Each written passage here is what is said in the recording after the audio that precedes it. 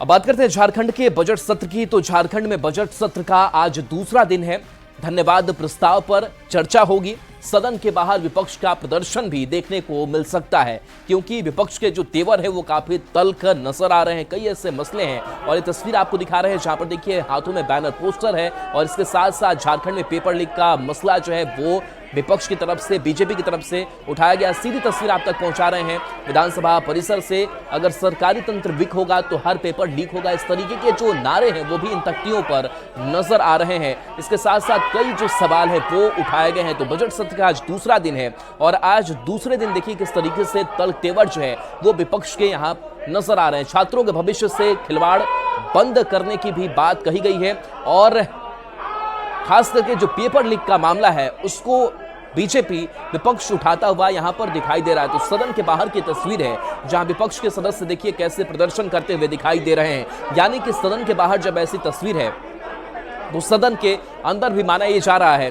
कि हो हंगामे के आसार इस पूरे सत्र में देखने को मिलेगी। तो इस बजट सत्र में झारखंड का जो बजट है वो भी हेमंत सरकार पेश करेगी, लेकिन उससे पहले कई जो विधायी कार्य हैं वो भी निपटाने हैं। हालांकि इस बीच एक स्वस्थ बहस जरूर हुई थी कि इस विधानसभा सत्र को, इस बजट सत्र को कैसे सुचारू रूप से चलाया जा सके, लेकिन इसके बावजूद जो कई ऐसे मसले हैं उन मुद्दों पर सरकार को घेरता हुआ विपक्ष और ये बाबूलाल मरांडी सर एक सामूहिक दुष्कर्म की घटना घटी कराया जाए, क्योंकि इस सरकार में लगातार आप देख रहे होंगे जितनी भी एग्जाम हो रही है कंपटीशन के, उस सब में पेपर लीक। आदत तो तब हो गई जब मैट्रिक का भी बच्चों का पेपर लीक हो जाए। इससे और शर्मनाक स्थिति क्या हो सकती है। और जो उस प्रकार इनके जो मंत्री है कितनी बचकाना हरकत कर रहे हैं बीजेपी द्वारा प्रायोजित, क्या बताना चाहते हैं। भाई आप अपराधियों को पकड़िए, उनको सजा दीजिए, और पेपर कहां से लीक हो रहा है इसकी पता करिए।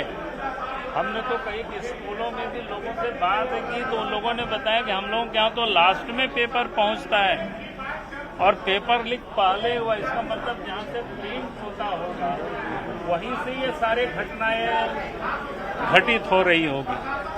सर मंत्री सुनील सोमवत का कहना है कि कोडरमा में गिरफ्तारी हुई है, उनके संबंध किससे बीजेपी से जानकारी। मैं क्या कह रहा हूँ, किसी के साथ क्या संबंध है मैं नहीं जानता हूँ, लेकिन कोई भी अपराधी हो सर इधर भी सर उनको सजा मिलनी चाहिए।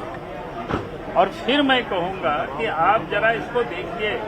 हमने स्कूल के टीचरों से बात की, हमने कहा कि आपको प्रश्न पत्र कब मिलता है, तो इन लोगों ने साफ कहा कि हम लोगों को तो लास्ट में मिलता है।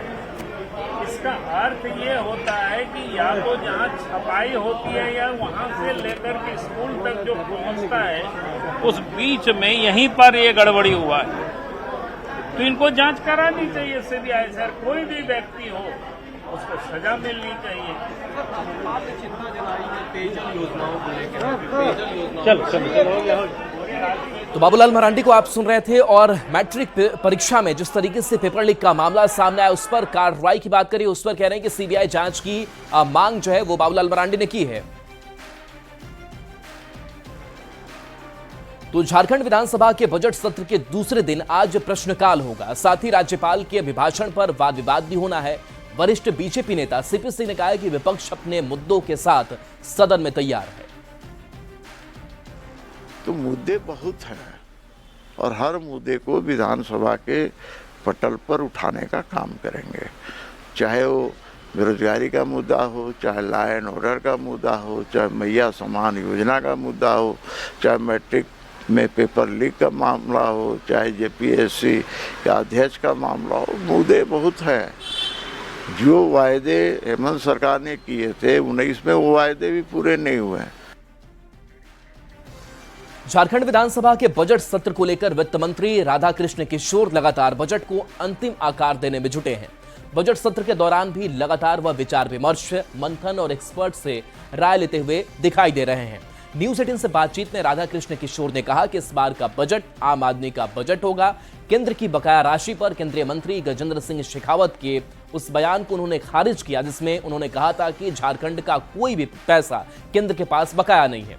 वित्त मंत्री राधाकृष्ण किशोर से बात की संवाददाता संजय कुमार सिन्हा ने। झारखंड विधानसभा के बजट सत्र को लेकर वित्त मंत्री राधाकिशोर कृष्ण लगातार मेहनत कर रहे हैं, बजट को एक खूबसूरत आकार देने में जुटे हैं।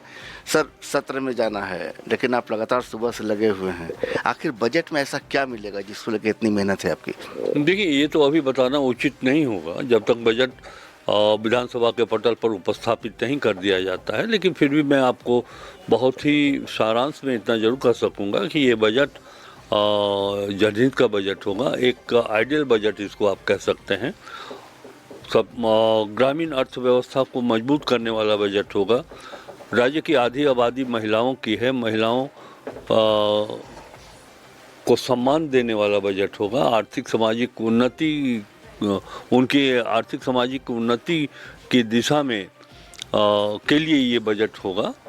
कुल मिलाकर के मैं कह सकता हूँ कि जब बजट आएगा तो आप देखेंगे कि राज्य के हर वर्ग, हर तबका, हर धर्म के लोगों के चेहरे पर खुशहाली लाने वाला बजट होगा। बोल रहे कि सोशल वेलफेयर स्कीम जिसकी बार बार बात आ रही है, क्या उस पर फोकस होगा या फिर सड़क, रोड, बिजली, इंफ्रास्ट्रक्चर पर?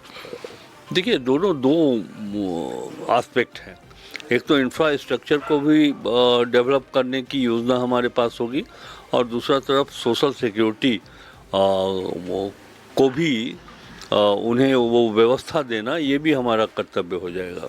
नेता प्रतिपक्ष सर सदन में नहीं है, तो ऐसे में दिक्कत क्या आ रही है आपको एड्रेस करने बतौर वित्त मंत्री? जब आपको बोलने का मौका मिलेगा तो उसमें क्या सी तकनीकी दिक्कतें आएंगी? सवालों को लेकर प्रश्नकाल भी है आज। नेता प्रतिपक्ष नहीं है, होना चाहिए। संसदीय व्यवस्था का तकाजा भी यही है कि जो विधानसभा का स्वरूप होता है, पक्ष और विपक्ष, सदन के नेता होते हैं, पक्ष के नेता, और प्रतिपक्ष के नेता होते हैं।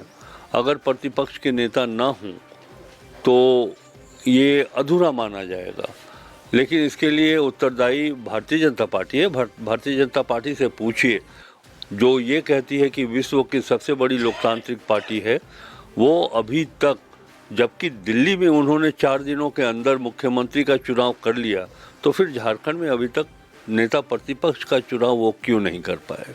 गजेंद्र सिंह शेखावत जो केंद्रीय मंत्री आए थे, उन्होंने कहा कि झारखंड का कोई भी बकाया केंद्र के पास नहीं है।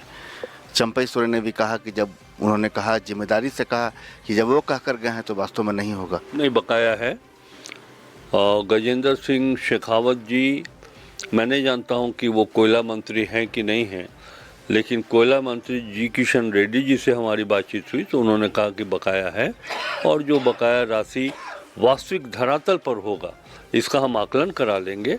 मैंने उनको सुझाव भी दिया था जी किशन रेड्डी जी को, श्री जी किशन रेड्डी जी को, कि आप कोयला मंत्रालय के अधिकारियों की एक टीम बना लें और झारखंड खनन विभाग की एक अधिकारियों की टीम होगी, दोनों बैठ करके टेबल पर बात कर लीजिए कि कितना बकाया है, तो जो एक्चुअल बकाया है वही आप हमको दे दीजिए।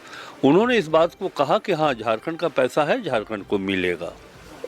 तो वित्त मंत्री राधाकिशन किशोर साहब बता रहे हैं कि बजट आम आदमी के लिए होगा, लेकिन बजट सत्र इस बार थोड़ा खास होगा। संजय कुमार सिन्हा, न्यूज़ 18, रांची।